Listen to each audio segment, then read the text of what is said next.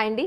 Eenadu దిల్సే with me అంజలిలో YouTube నెటిజన్లు అందరూ కూడా చాలామంది చాలా రోజులుగా అడుగుతున్నారు ఏంటంటే వీణావాణి ఇంటర్వ్యూ తీసుకోండి అని చెప్పని. సో ఇప్పుడు నా ముందున్నారు, మరి ఆవిడ అంతరంగాన్ని ఆవిష్కరించే ప్రయత్నం చేద్దాం. హాయ్ వీణావాణి. వీణావాణి అనాలా, వీణా శ్రీవాణి అనాలా, మీ ఇష్టం. చాలా రోజులైంది నిజంగా కలిసి. So nice to meet you once again. Thank you. అంటే ఎన్నాళ్ళ నుంచో తెలుసున్న ఒక ఫ్రెండ్ని తను ఇప్పుడు సెలబ్రిటీగా ఇంటర్వ్యూలా తీసుకోవాలి అని అంటే ఒకలాంటి ఎక్సైట్మెంట్ ఉంది తెలుసా నిజంగా. ఎగ్జాక్ట్లీ. నాకు కూడా ఏంటంటే 2008 నుంచి కలిసి వర్క్ చేశాం కదా, సో చాలా ఏళ్ళ నుంచి తెలిసిన ఒక ఫ్రెండ్ చాలా రోజుల తర్వాత కలిసే వరకల్లా ఫీల్. కానీ మిమ్మల్ని చూసిన ప్రతిసారి నాకు గుర్తొచ్చేది ఏంటి తెలుసా, మా టీవీలో very long back, I think 10 years అయినట్టుంది, ఇంకా ఎక్కువైంది కదా.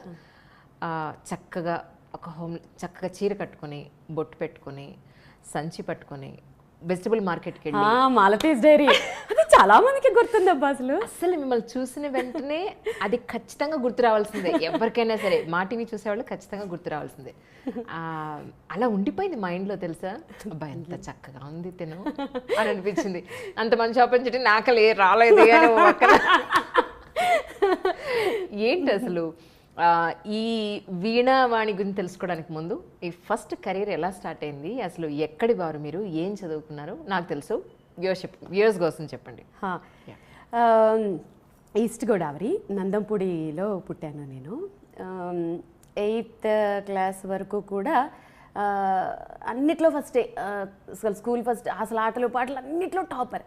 సడన్గా అప్పుడు 8th standardలో అనుకుంటా ఈటీవీ ఏవో స్టార్ట్ అయినట్లునే, 8thలోనూ 9thలోనూ.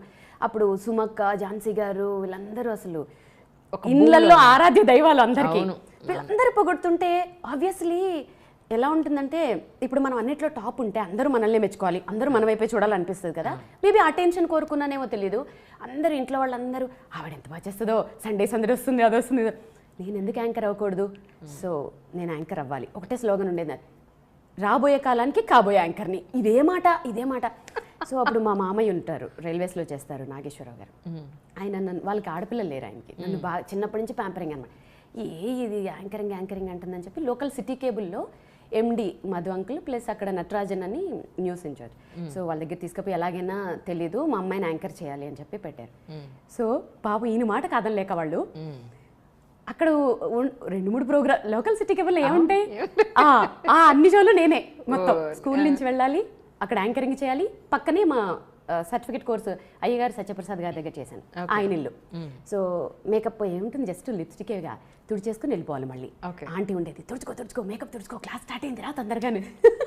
మా సార్ వాళ్ళ వైఫ్ రాజలక్ష్మి ఆంటీ, తుడుచుకో మేకప్ తుడుచుకో తొందర. క్లాస్ అటెండ్ అయ్యి అన్ని సైకిల్ మీదే. అసలు ఎంత ఇప్పుడు తలుచుకుంటూ అనిపిస్తుంది, అబ్బో ఎంత కష్టపడ్డాను, ఎంత లాంగ్ అయినా సైక్లింగ్ చేసుకుంటూ వెళ్ళి అలా స్టార్ట్ అయిన కెరీర్. ఆ యాంకరింగ్ అక్కడ ఉండే ఆ పునాదులు ఇక్కడ శాటిలైట్ ఛానల్స్లో చేయడానికి చాలా హెల్ప్ఫుల్ అయిపోయాయి. ఫస్ట్ అటెంప్ట్లోనే సెలెక్ట్ అవ్వడము మా టీవీలో, అసలు ఎక్కడ తిరిగి చూసుకోలేదు. ఇంకా ఎన్నాళ్ళు చేశారు మా టీవీలో? అప్పుడు కంటిన్యూస్గా 2002లో మా టీవీలో సురేష్ తేజ్ గారు ముందు చనిపోయారు కదా, సో వారు మా టీవీలో ఫస్ట్ ఉన్న డైరెక్టర్, ప్రేమతో అని మూవీకి షోకి తను నా ఫస్ట్ డైరెక్టర్ అనమాట. తర్వాత కన్సీవ్ అయిన తర్వాత బేబీ కొంచెం గ్యాప్ వచ్చింది. తర్వాత మిస్సెస్ ఏపీ కంటెస్టెంట్గా ఇది కూడా మర్చిపోవద్దు. దాని తర్వాత 2006 నుంచి 2014 వరకు అసలు రోజుకి 3 ఛానల్స్ 4 ఛానల్స్ వర్క్ చేసిన రోజులు కూడా ఉన్నాయి. వెనక్కి తిరిగిన రోజులే లేదు, మీకు తెలుసు కదా. నిజం. చాలా మంది కింద కమెంట్స్లో అడుగుతున్నట్టున్నారు, నేను పెళ్లి చేసుకుంటాను. నేను మా వారితో అంటాను, ఏమండి కామెంట్ వచ్చింది, మా వారిని అడిగి చెప్తానని చెప్పు అంటారు. సో అదంతా అభిమానం ఉంటుంది అంతే. కానీ నిజంగా చక్కగా ఈ రోజుల్లో అంత జుట్టు ఎక్కడ చూస్తున్నాం, ఎక్కడైనా కనపడుతుందా? ఈవెన్ నాతో కనిపించదు. పెళ్ళి పిల్లలు అయిపోయిన తర్వాత ఆ జుట్టు కనపట్టలేదు, ఈ లుక్ కనపట్టలేదు. చక్కగా ఆ వీణ, ఆ బొట్టు, ఆ బొట్టలు, ఆ జడ సెట్ అయిపోయింది అంతే. నేను ట్రెడిషన్స్కి, మన హిందూ అంటే ఆచారాలకి, సంప్రదాయాలకి చాలా విలువిస్తానండి. దేవుడైతే ఏంటి, స్పిరిచువల్, వెరీ స్పిరిచువల్. మా అత్తమ్మ ఏం చెప్తే అదంతా, మాకు సంప్రదాయాలు బాగా ఎక్కువ. ఒక టాపిక్ వచ్చింది కాబట్టి ఒకటి చెప్తాను. మా అత్తమ్మ పెళ్ళైన ఫస్ట్ డే ఇంట్లోకి రాగానే చెప్పారనమాట, ఇంట్లో కొన్ని ఆనవాయితీలు ఉంటాయి. అదేంటంటే మాకు మట్టి గాజులు వేసుకోకూడదు, మేము నల్లపూసలు వేసుకోకూడదు, ప్లస్ పుస్తల తాడు ఎవరికి కనపడకూడదు, ఓకే. మంగళసూత్రం. మా అత్తమ్మ వాళ్ళు కొంగులు కప్పుకునేవారట. ఇప్పుడు ఈ ట్రెండ్లో అలా ఉండలేము, ఆబ్వియస్లీ కాలానుగుణంగా మారాలి.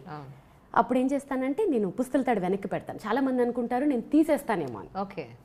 నో, వెనక్కి పెడతాను పుస్తల తాడు. ఓకే. సో ఇలా అంటే ఏ జిల్లా వాళ్ళు? మేము తెలంగాణ, మెదక్. ఓకే. ఓకే. కానీ వాళ్ళ వంశంలో కొన్ని ఆచారాలు ఉంటాయి కదా. సో మా వంశంలో ఇవి ఆన్వాయితీలు. ఓకే. ఇది దిష్టి తగులుతుంది అలా చూపించకూడదు అందరికీ అను సంథింగ్ అది. So okay.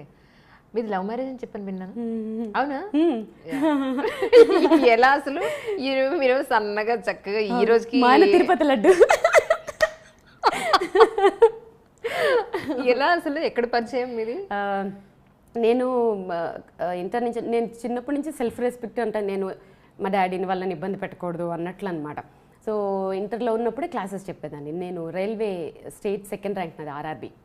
సో జాబ్ వచ్చిందనమాట. సో ట్రైనింగ్ కోసం హైదరాబాద్ వచ్చాము. ఓకే.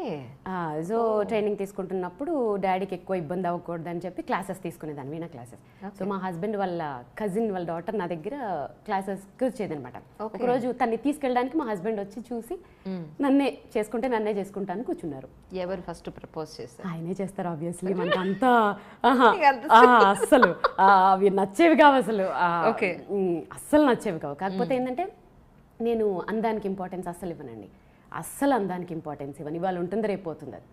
ఇప్పుడు ఇవాళ మా ఆయన తిరుపతి లడ్డులా ఉండొచ్చు, 1 year తర్వాత నేను అవ్వచ్చు. సో నేను ముద్దుగా పిలుచుకుంటాను తిరుపతి లడ్డు. సో అందానికి అస్సలు ఇంపార్టెన్స్ ఇవ్వను. ఆయన నేచర్ ఎలా అంటే నేను ఇప్పటివరకు అలాంటి ఒక జెంట్ అంటే ఒక మగవాళ్ళలో చాలా రేర్గా ఉంటారు. అంటే ఒక భార్య ఎమోషన్స్ని అర్థం చేసుకుంటూ లైక్ నాకు ఎలా కావాలో అలా, నాకేం కంఫర్ట్స్ కావాలో నాకంటే ముందు. ఇప్పుడు ఫర్ ఎగ్జాంపుల్ నేను ఇప్పటివరకు చెక్ పోస్ట్లోకి వెళ్ళాలనుకుంటే నాకంటే ముందు స్టడీ చేసేస్తారు. ఇక్కడ నేను ఏమైనా ఇబ్బంది పడతానా, దారిలో ఏమైనా ఉంటాయా చేసి నువ్వు వెళ్ళు అంట. అంత కేరింగ్, కంఫర్ట్ చూస్తారు. సో ఇప్పుడు అనిపిస్తుంది నా సెలక్షన్ తప్పు కాలేదు. ఆయన ప్రపోజ్ చేసిన వెంటనే ఓకే చెప్పేశాను, నో ప్రాబ్లం. ఇంట్లో ఏం ప్రాబ్లం కాదా? అయ్యాయి, అవుతాయి, ఆబ్వియస్లీ అవుతాయి. సో నేను పెరిగిన వాతావరణానికి ప్రకారం అంటే మాది అగ్రహారం. సో అమ్మమ్మలు వాళ్ళందరూ మాట్లాడుకోవడం ఏంటంటే పెళ్ళైన తర్వాత ఆడపిల్లకి అత్తగారు వెళ్ళే మొత్తం, అత్తగారు మామగారే సర్వస్వం, పెళ్ళైన తర్వాత అటే ఉండాలి అనేవి విని విని విని ఉన్నాను కాబట్టి ఇటే బెండ్ అయ్యాను. అంటే మగపిల్లోడు తల్లిదండ్రులు చూసుకోవాలి బాధ్యత, ఆడపిల్లని అత్తగారు వాళ్ళు మామగారిని చూసుకునే బాధ్యత నాది. సో 2 పడవల మీద కాలు పెట్టకూడదు లవ్ మ్యారేజ్ చేసుకున్నప్పుడు, ఎందుకంటే అది ఫెయిల్ అయ్యే ఛాన్సెస్ ఎక్కువ ఉంటాయి. అది ఎందువల్ల అనేది కొంచెం ఫేస్ చేసిన వాళ్ళకి తెలుస్తుంది. ఆ మెచ్యూరిటీ కూడా రావాలి, మనం ఎంత చెప్పినా అర్థం కాదు. సో అందుకని ఒక పడవను వదిలేయాలి అనుకుంటున్నప్పుడు మన హిందూ ధర్మం ప్రకారం నా బాధ్యత ఏంటి, సో ఇటు మొగ్గి అటు వదిలేసి. బాధ అనిపించట్లే? బాధ అనిపిస్తుంది కొన్ని సందర్భాల్లో, ఎందుకు అనిపించదు కదా. కానీ ఆ బాధని చెప్పానుగా రీప్లేస్ చేసేసారు మా హస్బెండ్. ఎట్లా అంటే వాళ్ళ మేనమామ ఉంటారు, సొంత మేనమామ, పెళ్ళైన వెంటనే వాళ్ళని దత్త తీసేసుకున్నారు. అమ్మ నాన్న అని వాళ్ళదే పిలుస్తాను. మా అత్తమ్మ ఒక అమ్మ, మా కో సిస్టర్ ఒక అమ్మ. ఇంతమంది నన్ను ప్యాంపర్ చేసి చూసుకుంటున్నప్పుడు, ఇంత బాగా చూసుకుంటున్నప్పుడు కెరీర్ మీద కాన్సన్ట్రేషన్ చేసాం. ఇంకా వెనక్కి తిరిగి చూసుకోలేదు. పాప ఇంకా అవన్నీ పెట్టుకుంటే ముందుకెళ్ళలేం. లైఫ్ ఎలా వెళ్ళిపోతూ ఉంటుందో వెళ్ళాలి అంతే. It's wonderful. కానీ అప్పటి నుంచి వీణలో మీకు బాగా అనుభవం ఉంది యాక్చువల్లీ, చిన్నప్పటి నుంచే. కానీ ఎక్కువ అవేర్నెస్ వచ్చింది ప్రజల్లో, శ్రీవాణి వీణ వాయిస్తారు, లేదంటే ఇప్పుడు ఇన్ని మూవీస్కి చేశారు, ఆ లిస్ట్ మనం నెక్స్ట్ క్వశ్చన్లో తీసుకుందాం. ఇప్పుడు ఇంత సచ్ గ్యాప్ ఎందుకు వచ్చిందంటారు? స్టార్టింగ్ నుంచి మీకు ఆ విద్య అయితే మీలో ఉంది, అవును, కానీ ఇంత గ్యాప్ ఎందుకు వచ్చింది మీ ఉద్దేశం? చెప్తాను. మంచి క్వశ్చన్ ఇది. గ్యాప్ ఎందుకు వచ్చింది అని అంటే, మనం ఏదైనా ఒక విద్య స్టార్ట్ చేసినప్పుడు సరస్వతి అమ్మవారికే మొక్కుతాం, ఆమె చేతిలో ఉండే వీణకి చాలా గౌరవం ఇస్తాం. ప్రాక్టికల్గా చూస్తే ఈ వీణని డైరెక్ట్గా చూస్తే పర్సంటేజ్ ఎంత నేను చెప్పలేను, కానీ చాలామంది పీపుల్ ఒక బ్రహ్మ పదార్థం చూసినట్లు, అమ్మో అది మనకు అర్థం కాదురా, అదేదో ఇన్స్ట్రుమెంట్, ముట్టుకోవాలంటే కూడా ఏదో కత్తినో చాకునో ముట్టుకోవాలన్నట్టుగా ఫీల్ అవుతారు. అవునా కదా? అవును. సో అదేంటో బ్రహ్మ పదార్థం. దానివల్ల ఏమైపోతుందంటే అంతరించిపోతుంది, ఆల్మోస్ట్ అంతరించిపోతుంది. నేను ఒక 2008లోనేమో ఒక రియాలిటీ ఒక సెలబ్రేషన్స్ మనం ఇప్పుడు చూడండి వినాయక చవితికి అప్పుడు స్పెషల్ ఎపిసోడ్స్ పెడతారు కదా, ఒక పెద్ద ఛానల్లో స్పెషల్ ఎపిసోడ్ పెట్టినప్పుడు అందరూ తల యాక్టివిటీ చేస్తున్నారు, నేనేం చేస్తాను, వీణ వాయిస్తానని చెప్పాను. సో డైరెక్టర్ గారు కూడా నా మీదుగా అప్పటికి ఆయన పాపం విముఖంగానే ఏం వీణ ఎవరు వింటారు అనుకుని నా మీద గౌరవంతో సరేనండి మేడం తెచ్చుకోండి అన్నారు. ఓకే, అందరూ డాన్సులు చేశారు, అవి చేశారు ఇవి చేశారు. అప్పటికే సెట్ సౌండ్స్ తోటి దద్దరిల్లిపోయిన టైంలో నేను కూర్చున్నాను, వీణ పెట్టుకున్నాను. అప్పటికి ఇంకా నాకు మైక్స్ ఎలా సెట్ చేయాలి, ఈ ట్రాక్స్ ఏంటి, ఈ సౌండ్స్ మీద అంత అవగాహన లేకపోవటం వల్ల వాయిస్తూ ఉంటే అందరూ ఒక్కొక్క వికెట్ పడిపోతుంది. అమ్మ ఇవిడు ఎప్పుడు ఆపేస్తుందని కొంతమంది, నా మీద ప్రేమతో కొంచెం ఇలా అనేవాళ్ళు కొంతమంది, వాళ్ళ మొహాలన్నీ నాకు అర్థం, ఎక్కువ ఇబ్బంది పెట్టకూడదని ఆపేశాను. అలాంటివి ఎన్ని ఫేస్ చేశానో నేనైతే. అసలు ఇంట్రెస్టే ఉండేది కదా ఎవరికి, వీణ అంటే ఎవరు వింటారు, వింటే కదా మనం వాయిస్తాము. అందువల్ల నేనే ఏదో డిప్లొమాలు చేసుకోవడము, ఇంట్లో వాయించుకోవడం, మా ఆయన దగ్గర వాయించుకోవడము, ఏదో ఇంట్లో ఎవరైనా వస్తున్నప్పుడు వాయించుకోవడం, ఇంతే. ఎవరైనా ఎంకరేజ్ చేస్తే వాయిస్తాము. పిల్లలు కూడా మీరు నమ్మరు, ఒక 3 years బ్యాక్ కూడా ఎవరినైనా పిలిచి వాయిస్తా ఉంటే, చీ ఇది ముసలాళ్ళు వాయిస్తారు, నేను కీబోర్డ్ వాయిస్తాననేవాడు ఒకడు, గిటార్ వాయిస్తాననేవాడు. అయ్యయ్యో ఏంటిది అని. నో, మా హస్బెండ్ తోటి ఏందండి ఇది, ఎన్నేళ్ళు కష్టపడి ప్రాక్టీస్ చేశాను, ఇది ఇంతేనా అంటే అప్పుడు మా హస్బెండ్ చెప్పారు, వీణ అనేది నా దృష్టిలో కూడా బాబాయ్ చాలా కష్టమైనది, ఆ ఫీలింగ్ పోగొట్టే, అంటే సింప్లిఫై చెయ్యి. వాళ్ళకి అర్థం కానిది వాయిస్తే కదా వాళ్ళు భయపడతారు, వాళ్ళకి అర్థమైంది వాయించు అనేవారికల్లా అప్పుడు ఒక థాట్ వచ్చి సినిమా పాటలు. అంటే ఇక్కడ ఒకటి, నేనేం పెద్ద ఘనకార్యం ఏదో చేశానని కాదు, మన పూర్వీకులు అంటే మహానుభావులు చిట్టిబాబు గారు, కొనుక్కుడు వైద్యనాథన్ గారు మీరు చూసినట్లయితే వారు కూడా ఇలాంటి ఒక ఎక్స్పెరిమెంటే చేశారు. అంటే మధ్య మధ్యలో కచేరీలు చేస్తూ మధ్యలో సినిమా పాటలు వాయించేవారు. సో ఇంకా వారు చేసిన ప్రయత్నాల వల్లే కొన్ని ఇన్స్ట్రుమెంట్స్ ఇంకా ఇప్పుడు బతుకున్నాయని అనుకోవాలి. అప్పటికి ట్రెండ్కి తగ్గట్టు వాళ్ళు చేశారు, వాళ్ళని ఫాలో అవుతూ ఏదో చిన్నగా స్టూడెంట్ని కాబట్టి ఇప్పుడు ట్రెండ్ని అట్రాక్ట్ చేయడానికి కొత్త కొత్త ఎక్స్పెరిమెంట్లు చేస్తూ నా వీణని నెక్స్ట్ జనరేషన్కి తగ్గట్టుగా మేకప్ చేసి మీరు ఇప్పుడు చూసినట్లయితే నా వీణలు చాలా స్టైలిష్గా ఉంటాయి. సో నెక్స్ట్ జనరేషన్ అట్రాక్ట్ చేయడానికి చేసిన ప్రయత్నాల్లో కొంచెం సక్సెస్ అయ్యాను, సోషల్ మీడియా పుణ్యమాని. ఓకే, సో అంటే వరల్డ్ రికార్డ్ కూడా వచ్చినట్టుంది కదా, అంటే ఏ పాయింట్లో వచ్చింది వ్యూవర్స్కి అర్థం అవడానికి అడుగుతా. నాకు మబు షేక్ అని నాకు వీణలు తయారు చేస్తారు. ఆయన కూడా ఎట్లా అంటే నార్మల్గా వీణలు చేసేసామా మేళాలు చేసేసామా అనే టైప్ కాదు ఆయన, ఏదో సాధించాలి, సేమ్ నాకు తగ్గడా ఆయన కూడా. ఒకసారి ఒక చిన్న వీణ చేసి తీసుకొచ్చారు, అమ్మా ఇది షోకేస్లో పెట్టేది కాదు, నేను ఇది తయారు చేశాను మీరు వాయించవచ్చు అన్నారు. కానీ మీరు నమ్మరు, ఆ చిన్న వీణ మీద వాయించడం అనేది పెద్ద గొప్ప ఇంట్లో అనుకుంటారు జనాలు.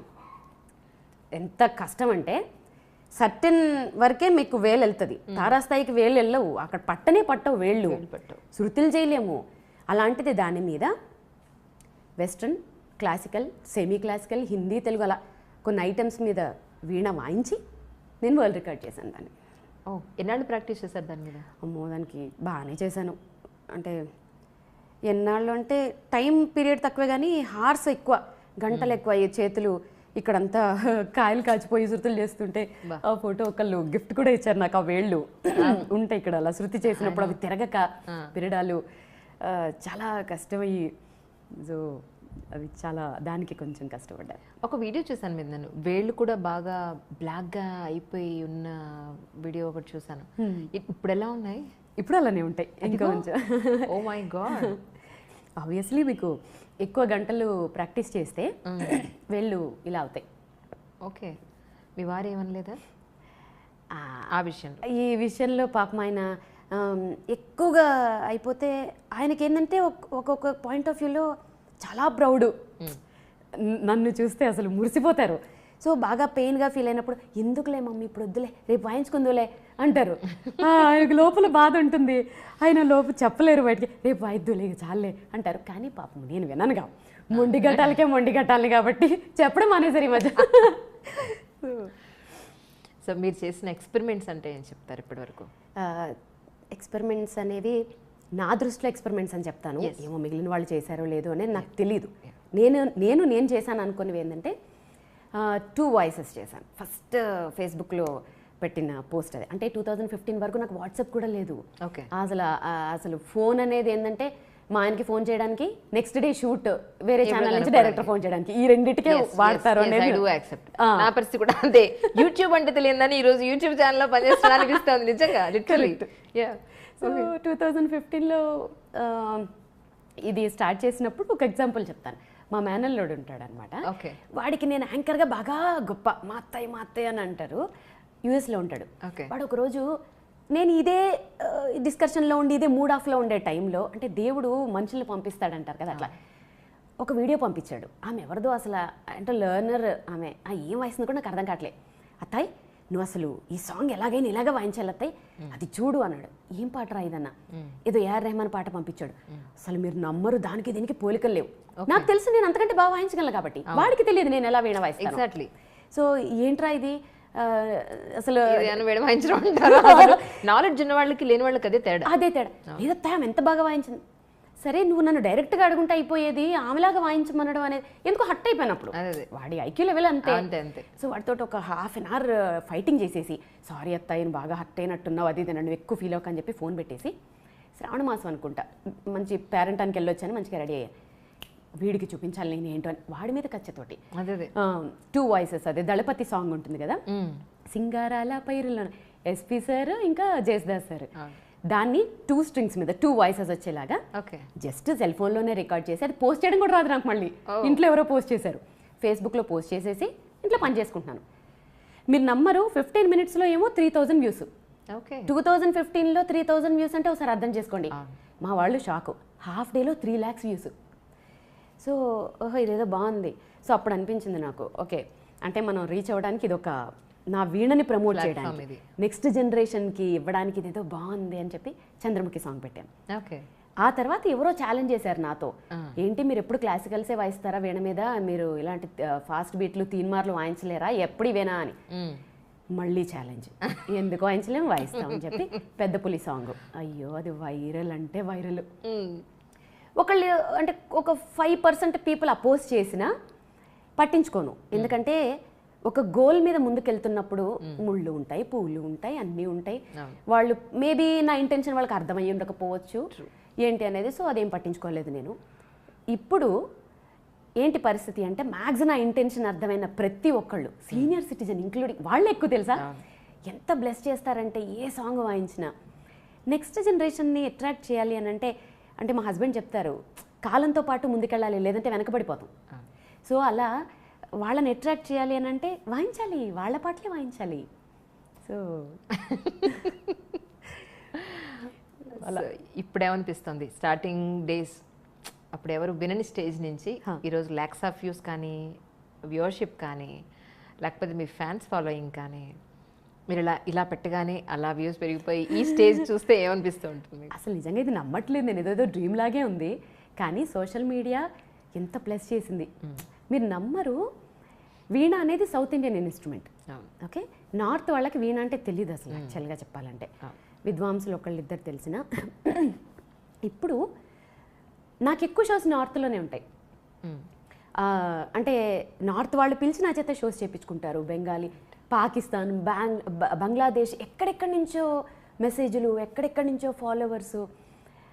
ఒక రకంగా చాలా హ్యాపీగా, అంటే ఇంత తక్కువ స్పాన్, అంటే ఒక 3 yearsలో ఇంత కవర్ చేశాం కదా, చాలు. నా వీణ ఇంత పాపులర్ అయింది. వీణ అంటే తెలుస్తుంది ఇప్పుడు అందరికీ, పాత ఇన్స్ట్రుమెంట్ లాగా ఎవరు చూడట్లేదు, ట్రెండీ అయింది. చాలామంది ఇప్పుడు మబు షేక్ అని చెప్పాను చూడండి, ఆయన 4 years బ్యాక్ పాపం తన ఫైనాన్షియల్ స్టాండర్డ్స్ చాలా తక్కువ, ఇప్పుడు ఆయన కారు కొనడానికి రెడీ అయ్యారు. చాలా అది నేను కూడా అచీవ్మెంట్ లాగా ఫీల్ అవుతాను, బికాస్ ఎంతమందో వీణలు కొనుక్కుంటున్నారు, నేర్చుకుంటున్నారు. So feeling proud. కానీ ఎంత మంచి పని చేసినా, ఎంత ఎదిగినా, మన వెనకాతల మనల్ని గుచ్చేవాళ్ళు, పొడిచేవాళ్ళు చాలామంది ఉంటూనే ఉంటారు. చాలా పెద్ద అయిపోయింది వీణావాణి లేదా శ్రీవాణి, లేదు అని అంటే తన అందంతో కొట్టుకొచ్చేస్తుంది, లేదా టాలెంట్ ఏమీ లేదు, నాకన్నా ఎక్కువ టాలెంట్, ఇలాంటివి చాలా వచ్చే ఉంటారు అనుకుంటున్నాను. మీ ఎక్స్పీరియన్స్ ఏంటి? ఇక్కడ నేనేం చెప్తానంటే, మీరు చెప్పింది కరెక్ట్, అందంగా ఉన్నారు అది ఇదని కామెంట్స్ వస్తాయి. అది ఎప్పుడు వచ్చాయంటే, యాంకరింగ్ చేసినప్పుడు రాలేదే, ఇప్పుడు ఎందుకు వస్తున్నాయంటే, ఫస్ట్ ఆర్ట్. నా వీణను చూసి పెద్దవాళ్ళైనా ఎవరైనా అమ్మాయి ఎంత బాగా వాయిస్తుంది, పద్ధతిగా ఉంది, నెక్స్ట్ డైలాగ్ ఏమొస్తుంది, చక్కగా ఉంది కదా. డెఫినెట్గా. ఒక కొటేషన్ చెప్పనా, విద్య వల్ల అందం పెరుగుతుంది కానీ అందం వల్ల విద్య పెరగదు. ట్రూ. సో ఎగ్జాక్ట్లీ ఇంతకుముందు మీరు అనుకున్నట్లుగా అనుకోవచ్చు చాలా మంది, ఒక దగ్గర కాకపోయినా ఒక దగ్గర విద్య. ఇప్పుడు అందం దాంతో ఎంత కొట్టుకొస్తాం. ఇప్పుడు నేను ఇప్పుడు అందంతో చేస్తుంటే మా హాయితే 2 సార్లు చూస్తారు, 3 సార్లు చూస్తారు, 4గోసారి ఎంతకని చూస్తారు చూడరు. టాలెంట్ లేకపోతే చూడరు కదా. విద్య ఉంటేనే చూస్తారు. అవును. నా హార్స్ టుగెదర్స్ గంటలు గంటలు పిచ్చిదాల్లా కూర్చుని సాధన చేసి దేవుడికి కూడా జాలేసి ఉంటుంది. సో మేబీ ఈరోజు బ్లెస్డ్ అంతే. స్టార్టింగ్ డేస్ నుంచి ఈరోజు వరకు చాలా మైల్స్ మీరు ఒక మాటలో చెప్పాలంటే అచీవ్ చేశారు. ఏమనిపిస్తుంది లైఫ్? ఇంకా ఏం కావాలనిపిస్తాను? ఎప్పుడు అంటే ఇంకా ఏం కావాలి అనేవి ఎప్పుడు ఆలోచించనండి. ఎందుకంటే తెలియదు లైఫ్ ఎలా పోతుందో మనకి తెలియదు కదా. ఏం ఆలోచించను. ఈరోజు ఏం చేయాలి, నెక్స్ట్ రేపు ఎలాంటి సాంగ్స్ పెట్టాలి, షోస్ దానికోసం కాన్సన్ట్రేట్ చేస్తాను. గోల్స్ అంటే ఏం పెట్టుకోను. ఒక్కటే ఒక్క గోల్, నా వీణ నెక్స్ట్ జనరేషన్కి వెళ్ళాలి. వీణ చచ్చిపోకూడదు. వీణని కాదు, మన క్లాసికల్ ఇన్స్ట్రుమెంట్స్ తీసుకున్నా సరే మన వారసత్వం కదా. మనం ఎప్పటి నుంచి వచ్చాయండి అవన్నీ. చాలామంది సింపుల్గా వోకల్ అనేస్తారు, ఎందుకంటే కష్టం ఉండదు కదా, వినేసి పాడేసేయచ్చు. సో ఇన్స్ట్రుమెంట్స్ చచ్చిపోతున్నాయి. మ్యూజిక్ కాలేజెస్లో చూస్తే మీరు అసలు చూడలేరు. అసలు అవి తుప్పు పట్టేసి, బూజు పట్టేసి, తీగలు తగ్గిపోయి వాయించేవాళ్ళు లేక అవి చూడలేము అసలు మనం కొన్ని మ్యూజిక్ కాలేజెస్లో అయితే. సో అలాంటి స్టేజ్ ఉండకూడదు ఇన్స్ట్రుమెంట్స్కి. అవి మన మన అసెట్స్ అని తెలుసుకోవాలి జనాలు. సో నేర్చుకోవాలి. అదొక్కటే గోల్ అంతే. దానికోసమే పరిగెడుతున్నాను అంతే. నేనేదో అచీవ్ చేసేయాలి, అది చేసేయాలి ఏం లేదు. సో అందుకే ప్రిఫరెన్స్ ఉన్న దగ్గర మాత్రమే షోస్ చేస్తాను. నా వీణకి ప్రిఫరెన్స్ ఉండాలి. వీణని ఇష్టపడే వాళ్ళ దగ్గరే షోస్ చేస్తాను. అదొక్కటే గోల్ పెట్టుకున్నాను. ఎవరింట్లో అయినా నేర్చుకునే వాళ్ళైనా ఆర్టిస్టులు అయినా సరే 1 లేదా 2 వీణలు ఉంటాయి. మీ దగ్గర ఏంటంటే ఎన్ని వీణలు ఉన్నాయి? ఏంటి వీటి స్పెషాలిటీస్ ఏంటి అసలు?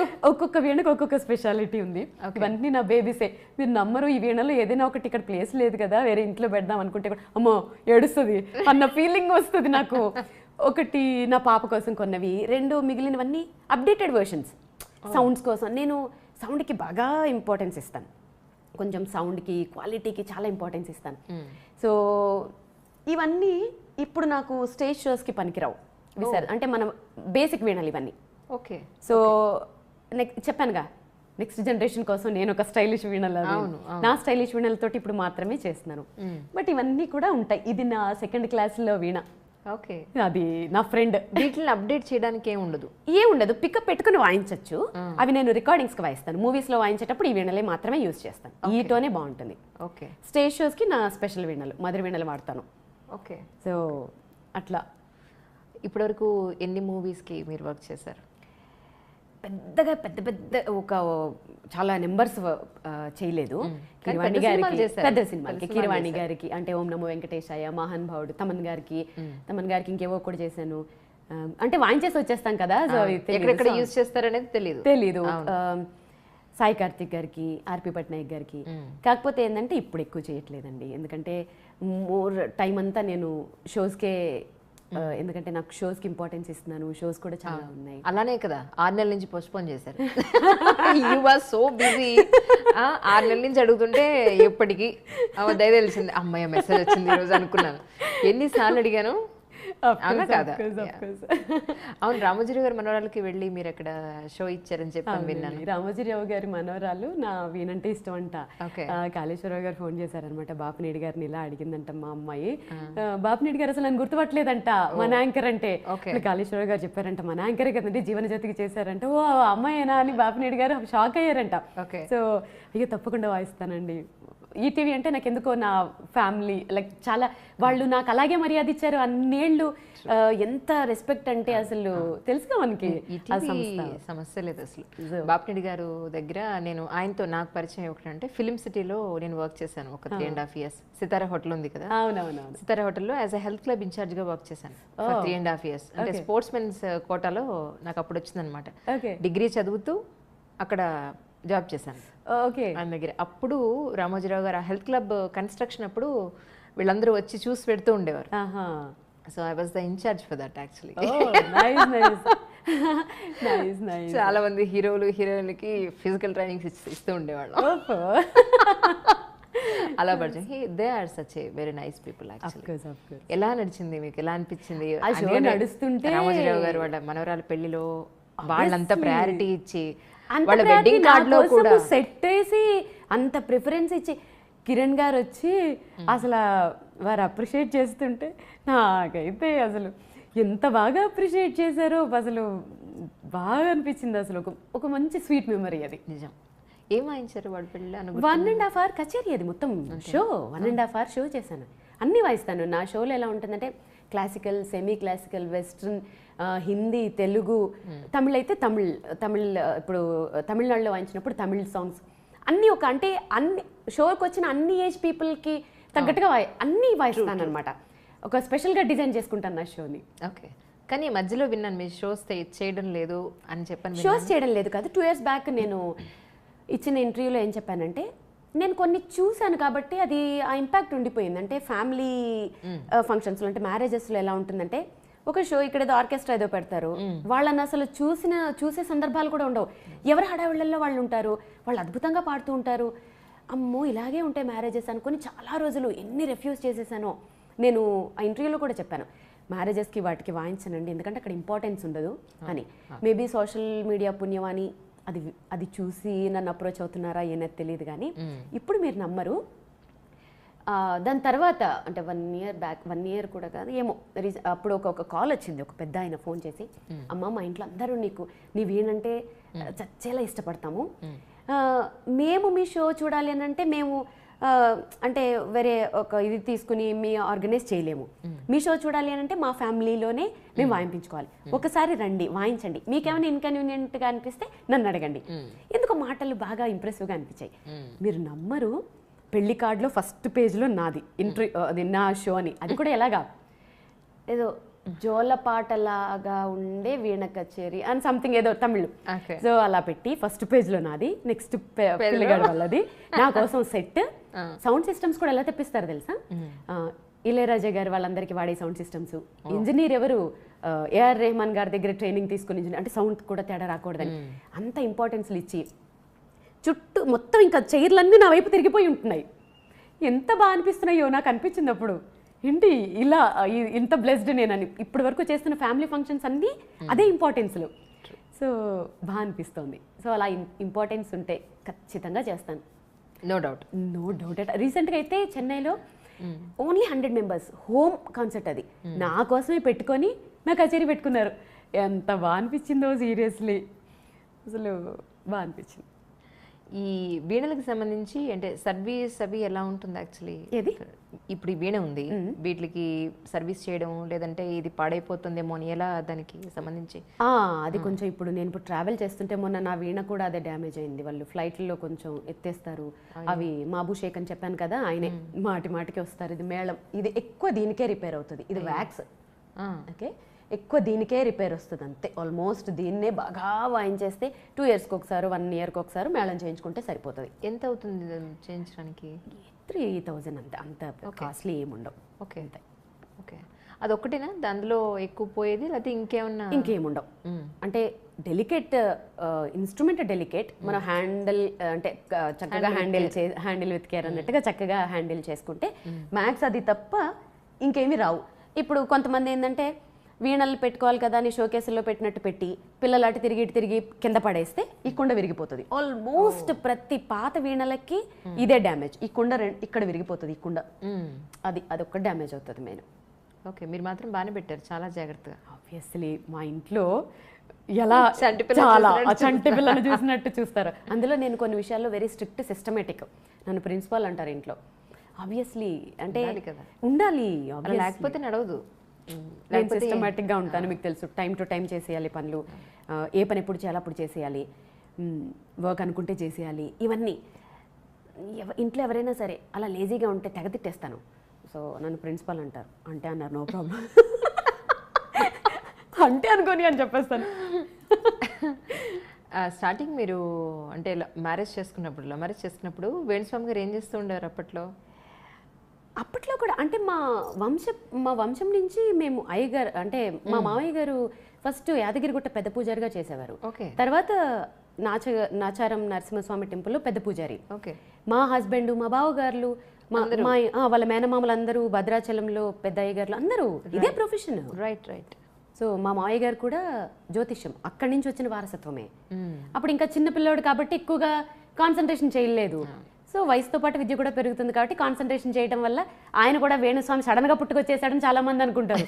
కాదు, ఆయన ఎప్పటి నుంచే ఉన్నారు.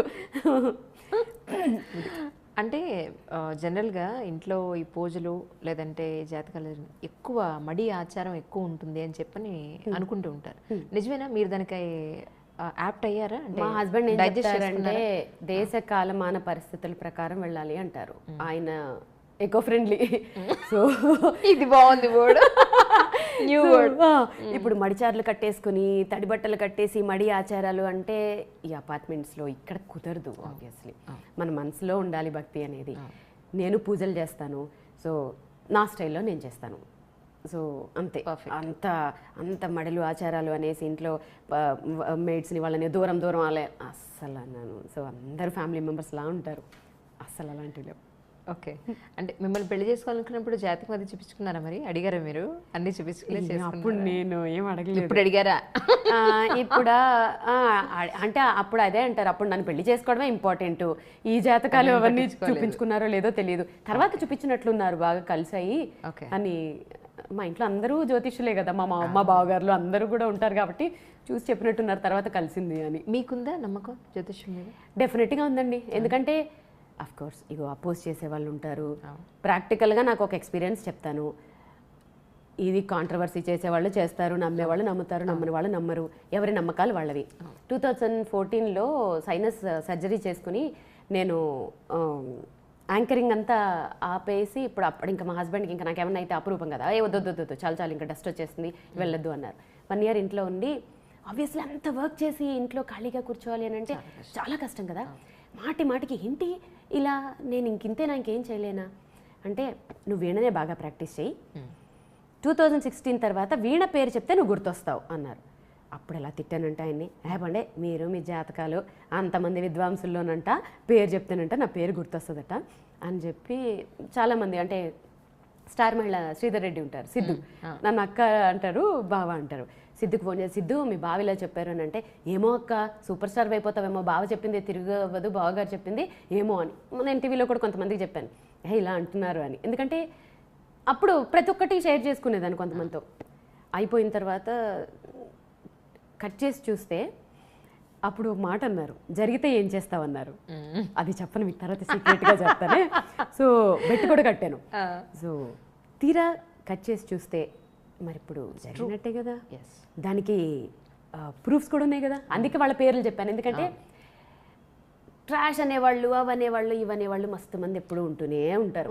ప్రాక్టికల్ గా నేనే ఎక్స్పీరియన్స్ కదా. సంవత్సరం ఏ రోజు సూర్యగ్రహణం వస్తుంది, ఏ రోజు చంద్రగ్రహణం వస్తుంది, ఈ సంవత్సరమే చెప్తున్నారు కదా. చెప్తున్నారు అది జరుగుతుంది కదా సైంటిఫిక్ గా. అది ఆ డేట్ ని గెస్ చేయగలిగిన మన సంప్రదాయం సైన్స్ కి సమానంగా కాదని ఎలా అనుకుంటాం? గ్రహాలు ఉన్నాయి, గ్రహాలు స్థితిగతులు మారుతున్నాయి, అది కూడా ఫస్ట్ మన వాళ్ళే, సైన్స్ చెప్పలే. అదే అంటున్నాను. సో ఏంటంటే 1-2 ఫెయిల్ అవ్వచ్చు, అది వాళ్ళ అదృష్టం అనుకోవచ్చు, ఏదైనా అనుకోవచ్చు. అందుకనే నేనైతే మన శాస్త్రాల్ని నమ్ముతాను, మన విశ్వాసాల్ని నమ్ముతాను, మన సంప్రదాయాల్ని నమ్ముతాను, మన హిందూ మతాన్ని నమ్ముతాను.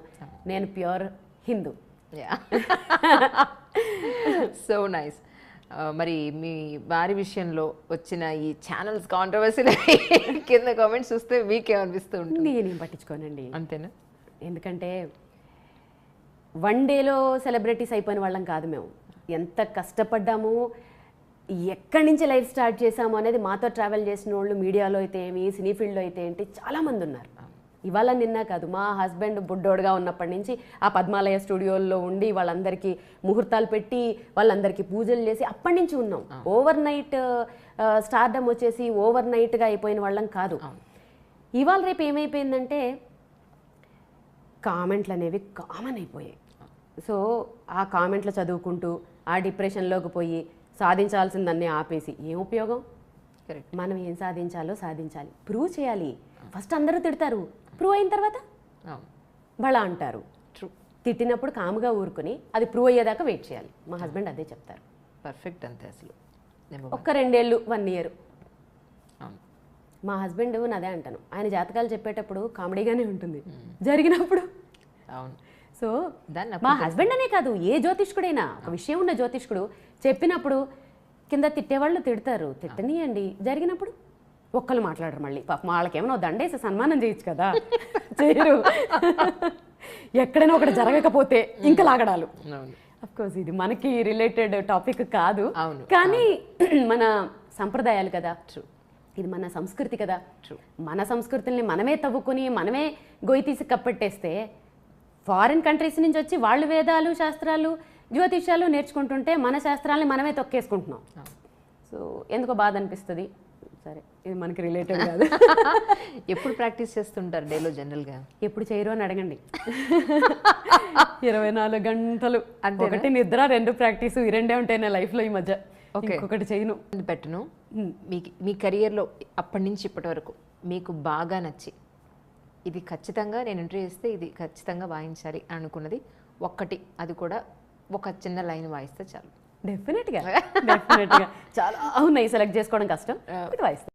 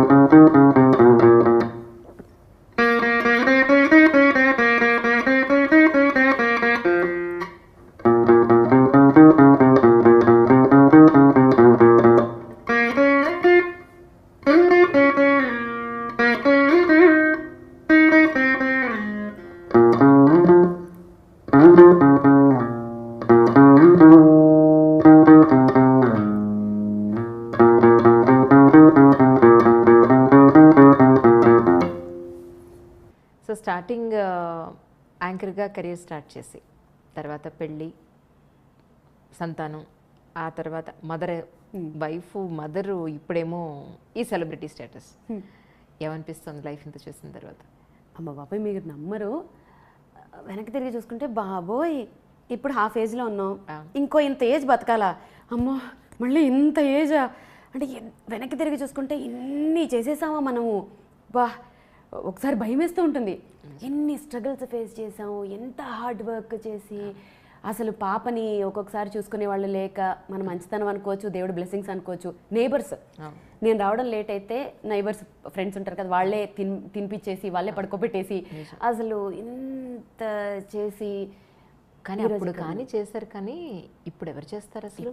ఇప్పుడు అసలు కష్టం, అసలు చాలా కష్టం. అసలు అప్పుడు మనం చేసిన టైంలో అంత హార్డ్ వర్క్, సుమక్క వాళ్ళ టైమే హార్డ్ వర్క్, అవును, ఇది మనది ఇంకా ఇంకా అసలు అసలు అది లేదు.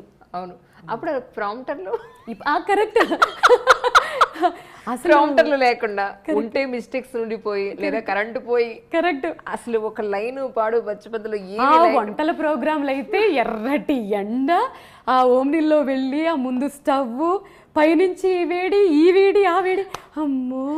మొన్న ఎవరో పెడుతున్నారు, మన చేసిన షో అందరూ చూస్తారన్న గ్యారంటీ లేదు కదా. ఏమంటే మీరు ఈ టీవీలో చేశారని అన్నారు కదా, ఏ షోలో చేశారు మీరు? నన్ను కూడా చాలా మంది అడుగుతారు, మీరు యాంకర్ ఏ షోలకి చేశారు? అమ్మో, వందల ఎపిసోడ్లు కష్టపడ్డాం బాబోయ్. నేను అదే అన్నా, ఏమండి ఇగో ఇవి చెక్. లేదు మన మైనస్ ఏంటంటే మనం చాలా చేసిన ఎపిసోడ్స్ యూట్యూబ్ లో పెట్టే ఇది లేక చాలా మటుకి లేవు. ఇప్పుడు ప్రతిదీ యూట్యూబ్ వచ్చేసింది. అప్పుడు వందల ఎపిసోడ్లు పోయాయి. నేను సాక్షి టీవీలో చేసిన ఏ ఎపిసోడ్ యూట్యూబ్ లో లేదు. TV9 లో వచ్చిన స్టార్టింగ్ బులెటిన్స్ కూడా యూట్యూబ్. దాని వల్ల ఏంటంటే మనం చేసినవి మన కష్టం ఇప్పుడు వేస్ట్ అయిపోయింది. 1 year లో చేసినవన్నీ యూట్యూబ్ లో టక్కున వచ్చేస్తే జనాలు గుర్తుపడుతున్నారు ఇప్పుడు. Correct. That's fantastic really. So మరి పాప వాయిస్తుందా? దానికి ఇంట్రెస్ట్ ఉందా? కొంచెం వాయిస్తుంది. నేను ఫోర్స్ చేయను. ఒక్కొక్కసారి అనిపిస్తుంది ఫోర్స్ చేయకపోతే ఎలాగా, చిన్నప్పుడు మా అమ్మ నా తోలు తీసేసేది కదా. వాళ్ళకి తెలియదు కదా ఫస్ట్ థింగ్, వాళ్ళకి ఏది ఇంట్రెస్ట్ ఉంది ఏంటి అని వాళ్ళకి తెలియదు. మనమే గుర్తించాలి, అప్పుడు ఏంటంటే పుష్ చేయాలి అని అనుకోవాలి. అప్పుడు నేను ఏం చేస్తానంటే కొంచెం వాళ్ళని ఫోర్స్ చేయకుండా తెలివిగా ఏం చేయాలి అని అంటే, వినికిడి చాలా పవర్ఫుల్ నేర్చుకోవడం కంటే. సో ఆమె నాకు పెద్ద పెట్. స్కూల్ నుంచి వచ్చిందంటే ఇక్కడే మొత్తం ఇక్కడ ఇంకా మొదలు పెడుతుంది, సుత్తంతా వినాలి మొత్తం అన్నీ. వింటూ ఏంటంటే వీణ వాయిస్తూ ఉంటాను కదా, కూర్చోపెడతాను పక్కన. సో ప్రతిదీ అది వింటుందా లేదా ఏం చేస్తానంటే ఒక అపశృతి వాయిస్తాను. బాగుంది అంటుంది. ఇమీడియట్ పెట్టకారం బాగుంది, ఆహా మమ్మీ సూపర్. సో అలా దాన్ని టెస్ట్ చేస్తూ ఉంటాను. ఓకే, సో మేబీ చూద్దాం. ఓకే. మీరేమన్నా నేర్పిస్తున్నారా ఇక్కడ? ఒక పిల్లలు ఇంట్రెస్ట్ ఉండి మేము వీణావాణి గారి దగ్గర మేము ఏం నేర్చుకుంటాం చాలా మంది అడుగుతారండి. కాకపోతే ఇక్కడ ఏమవుతుంది చెప్పనా, మళ్ళీ ఇక్కడ కూడా ఇంకొకటి ఏంటంటే పేరెంట్స్కి ఫస్ట్ ఏమవుతుందంటే పిల్లల్ని తీసుకొస్తారు. నన్ను ఫస్ట్ మా మదర్ ఫాదర్ టీచర్ దగ్గర వదిలేసినప్పుడు అసలు మీరు ఏం చెప్తున్నారు, ఏం చెప్తారు, ఎప్పటికి మా పిల్ల ప్రోగ్రామ్ ఇస్తుంది అసలు ఎప్పుడు అడిగింది లేదు. 3 months నా చేత ఓన్లీ సరిగమ పదనిసలే వాయింపించారు. నమ్ముతారా? ప్రతిరోజు వెళ్ళాలి, అవే సరిగమ పదనిసలు వాయించాలి, ఇంటికి రావాలి. ఎన్నడూ మా పేరెంట్స్ అడిగింది లేదు.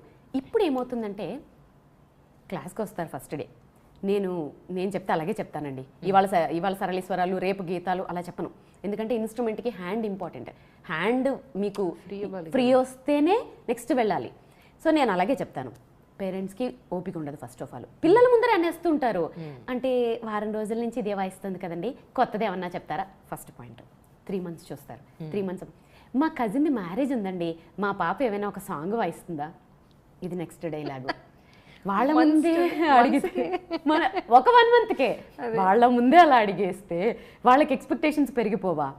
సో ఇది ఒకటి. 3వ పాయింట్, 6 నెలలు పాపం సిన్సియర్గా తీసుకొస్తారు. ఈ లోపల 10th class ఎగ్జామ్స్ ఇంకేదో వస్తాయి.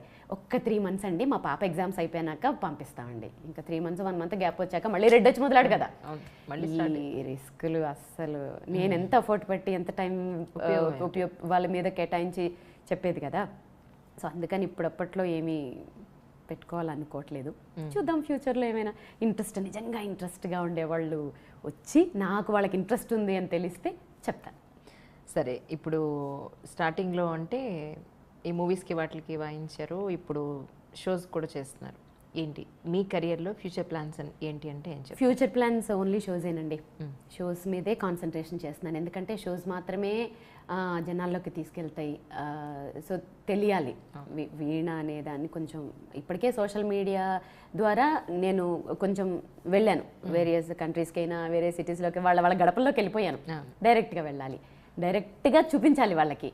సో షోస్ మీద మాత్రమే కాన్సన్ట్రేషన్ చేస్తున్నానండి. నాకు ఇంపార్టెన్స్ ఇచ్చి నా వీణ షోకి ఇంపార్టెన్స్ ఇస్తే వాయించడానికి రెడీ. అది ఫ్యామిలీ ఫంక్షన్సా, కార్పొరేట్ షోసా, ఏది పట్టించుకోను. నాకు ఇంపార్టెన్స్ ఇచ్చి నా వీణకి ఇంపార్టెన్స్ ఇస్తే ఖచ్చితంగా. ఇంటర్నేషనల్ షోస్ ఏమన్నా చేసే ఉద్దేశం ఉందా? మళ్ళీ ఇక్కడ సేమ్ ఆన్సర్ అండి. నాకు ఇంపార్టెన్స్ ఉండి నా కంఫర్ట్ లెవెల్స్ ఉండి నా వీణకి ఇంపార్టెన్స్ ఉంటే ఇంటర్నేషనల్ షోస్ చేయడానికి కూడా రెడీ. అంటే ఇక్కడ ఏంటంటే ఒకప్పుడు దేశాలు తిరిగారా, ప్రదర్శనలు ఇచ్చారా అనేవారు.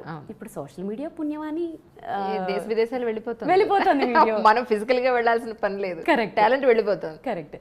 సో ఫస్ట్ మన ఇండియాలో ఉన్న అన్ని వేరియస్ స్టేట్స్లోనూ ఫస్ట్ నా వీణ ఏంటనేది చూపించి తర్వాత నాకు తగ్గట్టుగా వచ్చాయనుకోండి ఇంటర్నేషనల్ షోస్ తప్పకుండా చేస్తాను.